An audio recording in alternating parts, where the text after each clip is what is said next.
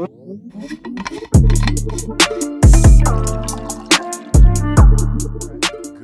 afternoon, everybody. Dr. Richard Alm here with your friend Dr. Bradley Muse, certified McKenzie provider. Just got it in quick. Just a C course certified in DNS. Right. You just finished the C course. On my way to DNS in Prague. So that's actually pretty exciting. So by next year, we should have all 4 doctors certified in dynamic neuromuscular stabilization, which will be kind of cool. And then 1 CCSP. And 1 CCSP. Careful, did you get it? No, that is not a move that I would have pulled. He just took a certified chiropractic sports physician test. Yep. CCSP. We're hoping that he passes it. But anyway. Yeah. That has literally nothing to do with what we're going to talk about today. So what we're going to talk about today is kind of finishing up, tying a bow on Squattober, which I know it's after October, but we had a nice little, I think it was a 5-week email series on squatting, and we just kind of wanted to sort of tie a bow on that. So what we mean by squatting is just sort of the pattern of squatting, and today we're going to talk about, you know, when you might need it or use it in life, and then how you might use it for training, and then of course how do you improve it. So functionally, what do you think?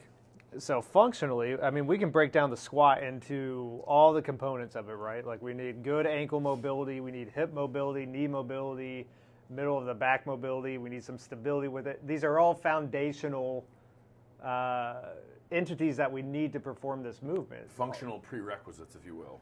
You didn't like entities? You can go with entities. But anyways, so to perform the squat, we need all of these foundational or functional things to be able to achieve it. And that may pop up in everyday life in many different things that we do. So if we lack in these different components, then I think of it as we take the path of least resistance when trying to do things. And maybe we use the back more to do things like picking something up from the ground if we lack the ability to drop down into that squat. Yeah, I mean, it's a pattern that we should all have. It's a pattern that most Americans don't have. Unless you're sort of training it, that we'll talk about in a second. You probably can't just squat down, you know, below parallel all the way down ass to grass, as we would say in the strength training community, without, you know, profound stretching, or maybe you just can't do it. We use it as a functional test in the office just to sort of see, and it's quite shocking even after doing this for over a decade that people just can't do it. But it's really important, like you said, if you don't have a good squat pattern, then you're going to have to, you know, bend over and use your back a little bit more because you're not going to be able to sort of get under the weight.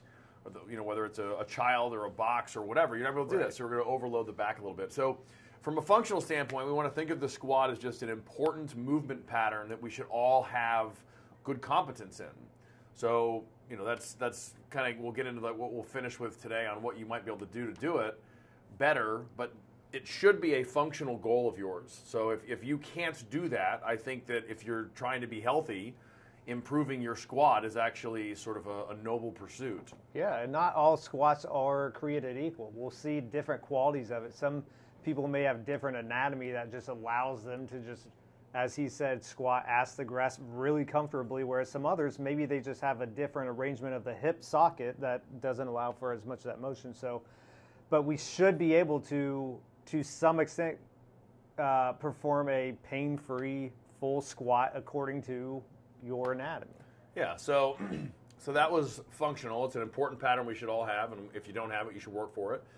Now let's talk about sort of in training, and the squat is sort of the big movement that everybody wants to do in the strength training community. It's like the king exercise of the lower body, or just training in general.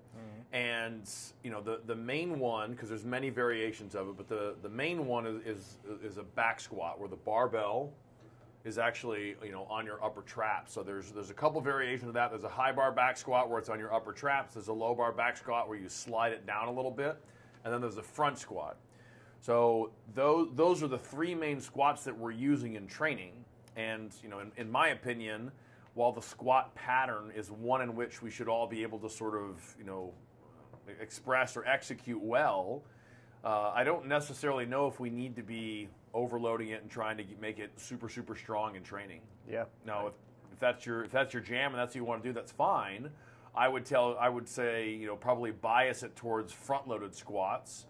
The reason being for that is the spine is in a much better position. So when you've got a bar on your back, you kind of have to lean forward to stay balanced.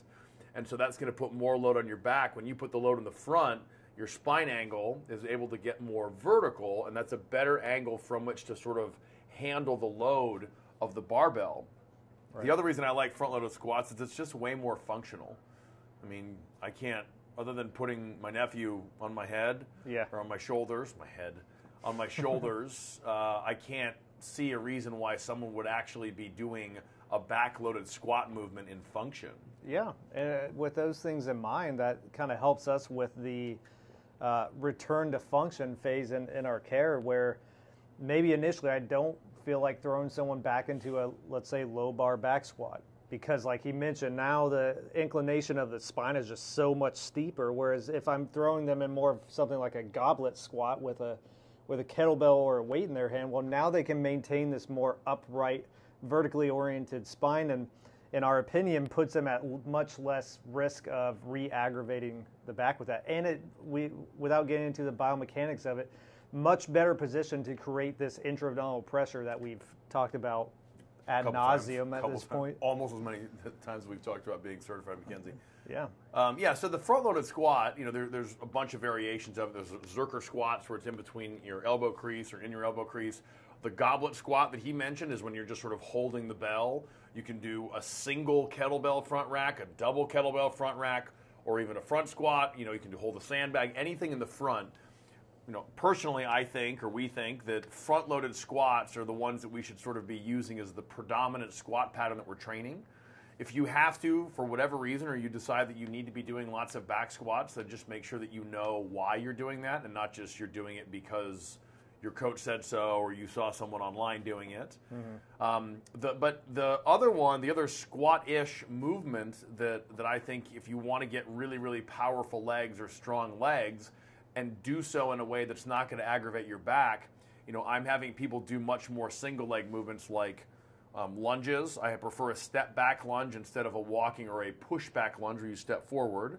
Or you can also do step ups. But when you're doing them, you want to make sure that you're keeping your weight over the front foot the whole time.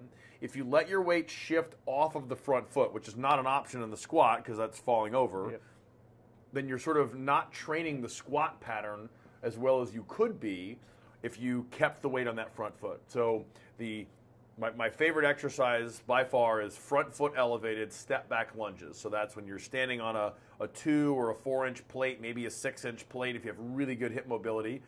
The barbell is over the foot, or the kettlebell's over the foot, or whatever, and you're stepping back, and the load is going straight down and straight up so that you're keeping all of your weight on that front foot. That exercise in virtually every way is superior to a squat. So if you need to be lifting really, really heavy, either just a step back lunge or maybe a partially or a pretty well elevated front foot step back lunge is my favorite exercise for the lower body. Yeah, and I think both of us have the benefit, if we want to put it that way, of coming from a place of experiencing some of our own back pain. Never had it. Never had it? Nope. Okay, well, I'll tell the truth, and I've had it. But just throwing that into haven't had it in a while, though. Nice.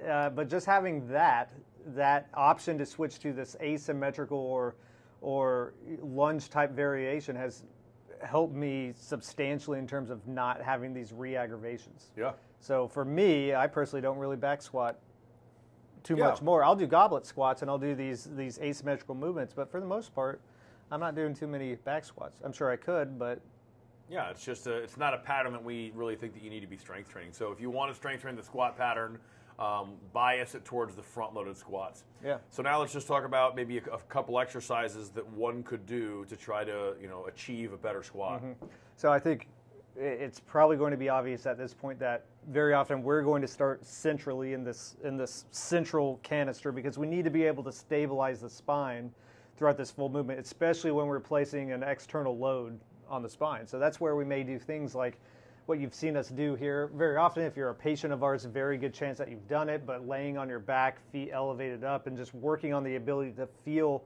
that intra-abdominal pressure, which we've talked about in previous podcasts.